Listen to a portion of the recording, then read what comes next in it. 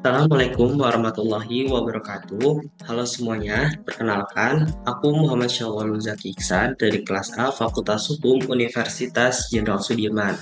Pada kesempatan kali ini, aku akan memaparkan materi mengenai pajak bumi dan bangunan pusat atau PBBP 3 dalam perspektif peraturan perundang-undangan dan kewenangan negara. Topik ini penting karena PBBP 3 adalah salah satu instrumen penting dalam penerimaan negara, khususnya dari sektor perkebunan, perhutanan, dan pertambangan. Ketiga sektor ini tuh bukan hanya menyumbang devisa besar, tetapi juga menyangkut hajat hidup masyarakat luas.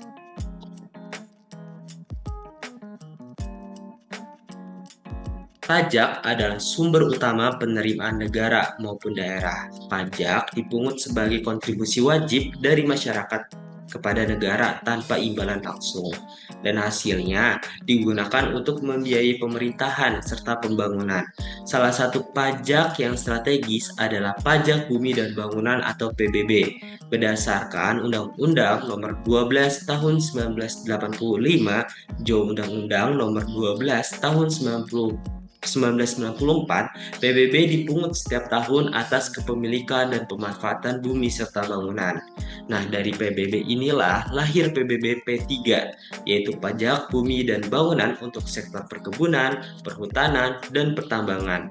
PBB P3 dikelola oleh Direktorat Jenderal Pajak Kementerian Keuangan dengan tarif 0,5%. Pajak ini punya peran penting karena mencakup sektor yang menghasilkan penerimaan besar dan berkaitan langsung dengan kebutuhan masyarakat seperti sawit, karet, hutan produksi, batu bara, mineral, hingga migas. Dari latar belakang tersebut, ada dua masalah utama yang perlu dikaji. Pertama, bagaimana pengaturan PBBP 3 dalam peraturan perundang-undangan yang berlaku.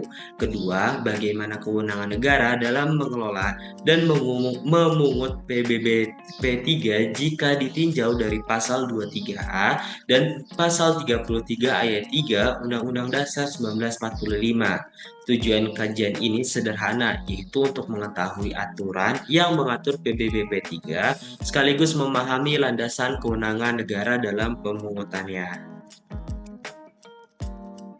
Dasar hukum pertama mengenai PBB adalah Undang-Undang Nomor 12 Tahun 1985. Undang-undang ini mengatur objek dan subjek pajak, dasar pengenaan berupa nilai jual objek pajak atau NJOP, serta memberi kewenangan pemerintah dalam menentukan nilai jual kena pajak atau NJKP. Kemudian diubah dengan nomor 12 tahun 1994. Dalam perubahan ini, sektor perkebunan, perhutanan, dan pertambangan diatur secara khusus dan berada di bawah kewenangan pemerintahan pusat. Selain itu, ada juga Undang-Undang Pajak Daerah dan Retribusi Daerah, serta Undang-Undang Nomor 1 Tahun 2022 tentang hubungan keuangan pusat dan daerah, yang menegaskan bahwa sektor P3 termasuk PBB P3 berbeda dengan PBB P2 yang menjadi kewenangan daerah. Pengaturan itu juga lebih detail dilakukan lewat PP, PMK, maupun per DJP. Misalnya di PP nomor 25 tahun 2002 menetapkan NJKP untuk PBB P3 sebesar 40% dari NJOP. Implikasinya tuh ada dua. Dari sisi keadilan fiskal, beban pajak sektor P3 jadi meningkat, tetapi ada kesetaraan antara sektor. Dari sisi kepastian hukum, ada standar perhitungan yang jelas. Namun, karena PBB P3 tetap pajak pusat, daerah itu hanya mendapat bagi hasil bukan kewenangan penuh. Ini tuh menimbulkan paradoks karena di satu sisi otonomi daerah digandang-gandang, tetapi di sisi lain kewenangan penuh itu tetap di pusat. Dalam prakteknya, ada tiga masalah utama. Pertama, pengaturan PBBP 3 tidak diatur secara rigid di undang-undang, melainkan lebih banyak melalui peraturan turunannya. Kedua, regulasi tersebut tersebar dalam banyak aturan sehingga membingungkan terkait dengan regulasi PBB P3 ini. Ketiga, sifatnya itu multitafsir. Misalnya dalam kasus PBB sektor migas, kontraktor merasa tidak seharusnya menjadi subjek pajak karena hanya melaksanakan kontrak bagi hasil. Tetapi, otoritas pajak berpendapat bahwa menguasai dan memanfaatkan bumi sehingga tetap kena pajak. Sengketa-sengketa seperti ini bahkan sering sampai ke pengadilan dan Mahkamah Agung. Akibatnya, kepastian hukum jadi lemah dan beban administrasi pun meningkat. Terkait dengan landasan konstitusi, dari sisi konstitusi itu ada dua pasal penting. Pertama, pasal 23A Undang-Undang Dasar 1945 yang menyatakan bahwa setiap pajak itu harus ditetapkan dengan undang-undang. Ini tuh memberikan legitimasi yang kuat bagi Undang-Undang PBB. Kedua, pasal 33 ayat 3 Undang-Undang Dasar 1945 yang menegaskan bumi, air, dan kekayaan alam dikuasai negara dan digunakan untuk kemakmuran rakyatnya. Artinya, pemungutan pajak atas sektor P3 adalah bentuk pengelolaan negara atas sumber daya alam demi kepentingan bersama. Dengan demikian, kedudukan PBB P3 secara konstitusional sebagai instrumen fiskal untuk membiayai pembangunan dan menyejahterakan rakyat. Kemudian secara teknisnya, PBB P3 diterapkan di beberapa sektor. Pada sektor perkebunan seperti sawit, teh, dan karet, NJKP itu ditetapkan sebesar 40% dari NJOP-nya. Pada sektor perhutanan, hanya hutan produksi yang dikenakan pajak, sementara hutan lindung dan konservasi itu pun dikecualikan.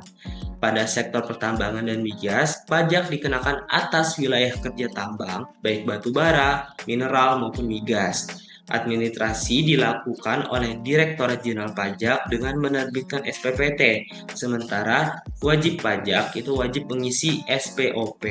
Namun dalam prakteknya, banyak kendala yang muncul, seperti keterlambatan pelaporan, keberatan atas NJOP, hingga sengketa di pengadilan.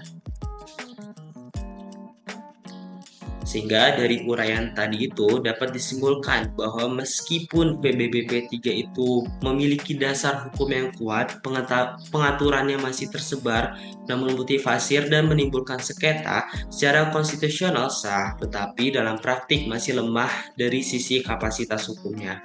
Karena itu ada beberapa saran yang bisa ditawarkan. Pertama itu perlu regulasi yang lebih rigid di tingkat undang-undangnya. Kedua, formula penetapan NJOP itu harus transparan dan sesuai dengan karakteristik di tiap sektornya. Ketiga, harmonisasi antara PBB P3 dengan pungutan lainnya harus diperjelas. Dan yang keempat, koordinasi pusat dan daerah itu perlu diperkuat agar penerimaan pajak benar-benar memberi manfaat nyata bagi daerah penghasil. Demikian pemaparan saya mengenai pajak bumi dan bangunan pusat atau PBB P3 dalam perspektif peraturan perundang-undangan dan kewenangan negara. Semoga penjelasan ini memberikan gambaran yang lebih jelas bukan hanya tentang aturan yang ada tetapi juga tantangan yang masih dihadapi dalam implementasinya. Terima kasih atas perhatian teman-teman semua. Wassalamualaikum warahmatullahi wabarakatuh.